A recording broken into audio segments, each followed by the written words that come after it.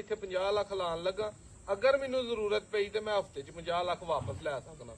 ਉੱਥੇ ਮਤ 50 ਲੱਖ ਲਾਓ ਜਿੱਥੇ ਤੁਹਾਡੇ ਭਰਾ, ਤੁਹਾਡੇ ਭੈਣ, ਤੁਹਾਡੇ ਯਾਰ ਦੇ ਉਸ ਸਪੁਰਦ ਹੋਏ ਕੰਮ, ਤੇ ਤੁਸੀਂ ਸੋਚੋ ਕਿ ਮੈਂ ਇਹਨੂੰ ਆਖਾਂਗਾ ਤੇ ਮੈਨੂੰ ਦੇਗਾ।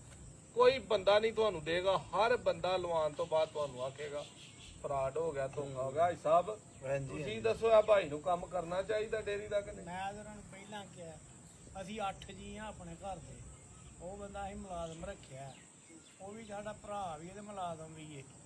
ਹੁਣੇ ਹੀ 2-2 ਜੁੱਤੀਆਂ ਦੋਵਾਂ ਦੇ ਸਿਰ 'ਚ ਮਾਰ ਕੇ ਤੁਰ ਜੀ, ਅਸੀਂ ਸਾਰਾ ਕੰਮ ਆਪ ਹੀ ਸਾਂਭ ਲੈਂਦੇ। ਮੇਰੀ 70 ਸਾਲ ਉਮਰ ਹੈ, ਮੈਂ ਚੁਆਈ ਕਰਨਾ, ਪੱਠੇ ਮੈਂ ਆਪ ਹੀ ਲਿਆਉਣਾ। ਉਹ ਮੁਲਾਜ਼ਮ ਹੈ, ਰੇੜੇ ਦੇ ਪੱਠੇ ਪਏ ਨੇ, ਮੈਂ ਇਹਦੇ ਨਾਲ ਜਾ ਕੇ ਵੱਢ ਕੇ ਲਿਆਉਣਾ ਰੋਜ਼ਾਨਾ।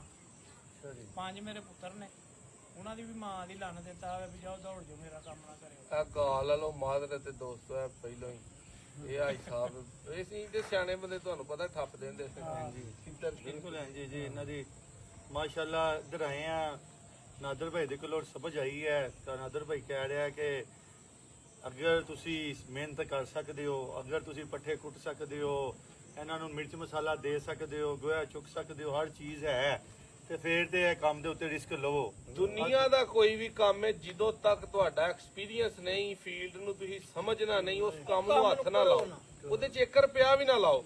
ਜਦੋਂ ਤੁਹਾਡੀ ਮਹਾਰਤ ਹੋਈਏ, ਹੁਣ ਕੋ ਬੰਦਾ ਆਖੇ ਕਰੋੜ ਦੀ ਗੱਡੀ ਲੈ ਕੇ ਮੈਂ ਕਦੇ ਚਲਾਈ ਨਹੀਂ ਤੇ ਮੈਂ ਪਹਿਲੇ ਦਿਨ ਉਹਨੂੰ ਬਹਿ ਕੇ ਚਲਾ ਲਾਂ, ਉਹਦੀ ਜਹਾਲਤ ਤੇ ਬੇਵਕੂਫੀ ਹੈ।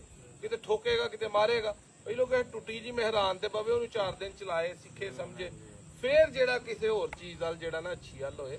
ਆਹਿਸਤਾ ਆਹਿਸਤਾ ਜਿਹੜਾ ਨਾ ਉਹ ਕੰਮ ਸ਼ੁਰੂ ਹੁੰਦਾ। ਪੈਸੇ ਆਪਣੇ ਤੁਸੀਂ ਵੀ ਬਚਾਓ।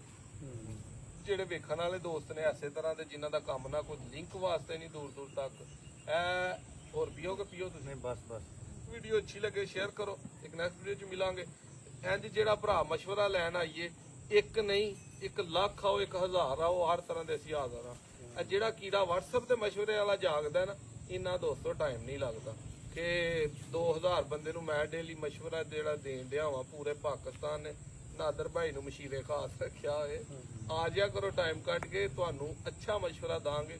ਔਰ ਮੈਂ ਵੀ ਸਿੱਖਣ ਲਈ ਕਰਾਚੀ ਤੱਕ ਗਿਆ ਵਾਂ, ਇੱਕ ਚੀਜ਼ ਸਿੱਖਣ ਲਈ ਮੈਂ ਕਰਾਚੀ ਤੱਕ ਗਿਆ ਵਾਂ, ਡੇਅਰੀ ਦੇ ਮੁਤਲਕਾ ਵੀ, ਹੋਰ ਕੰਮਾਂ ਦੇ ਮੁਤਲਕਾ ਵੀ। ਤੇ ਸਿੱਖਣ ਲਈ ਬੰਦੇ ਨੂੰ ਆਪਣਾ ਕੁਝ ਨਾ ਕੁਝ ਖਰਚ ਕਰਨਾ ਪੈਂਦਾ। ਜਿਵੇਂ ਭਾਈ ਟਾਈਮ ਕੱਢ ਕੇ ਆਪਣਾ ਖਰਚਾ ਕਰਕੇ ਆਏ ਨੇ, ਆਏ ਦਾ ਕੋਈ ਫਾਇਦਾ ਹੋਇਆ ਕਿ ਮੈਂ ਕਹਿੰਦਾ ਸਾਰਾ ਮੇਰੇ ਪੈਸੇ ਜਿਹੜੇ ਡੁੱਬਣੇ ਸੀ ਉਹ ਡੁੱਬਣ ਤੋਂ ਬਚ ਗਏ ਨੇ। ਮੈਂ ਤੇ ਸਿਰਫ ਇਹੀ ਕਹਾਂਗਾ ਜਿਹੜੇ ਮੇਰੇ ਪੈਸੇ ਡੁੱਬਣ ਚ ਜਾਣੇ ਸੀ ਕਿ ਮਾਲ ਡੰਗਰ ਹੋਰ ਕਿਸੇ ਕੋਲ ਜਾਂਦਾ ਉਹਨੇ ਕਹੇ ਪੈਨ ਲਾਈਓ ਬਹੁਤ ਸੋਹਣਾ ਕੰਮ ਹੈ। ਬਸ ਅੱਲਾਹ ਤਾਲਾ ਨੇ ਤੁਹਾਡੇ ਕੋਲ ਸਬਬ ਬਣਾਉਣਾ ਸੀ ਜਾਣ ਦਾ, ਆਏ ਆ, ਅੱਛਾ ਮਸ਼ਵਰਾ ਮਿਲਿਆ, ਬਸ ਇੱਕ ਮਸ਼ਵਰਾ ਹੀ ਹੁੰਦਾ। ਬਸ ਬਹੁਤ ਸ਼ੁਕਰੀਆ ਦੋਸਤੋ। ਵੀਡੀਓ ਅੱਛੀ ਲੱਗੇ ਲਾਜ਼ਮੀ ਸ਼ੇਅਰ ਕਰਿਓ।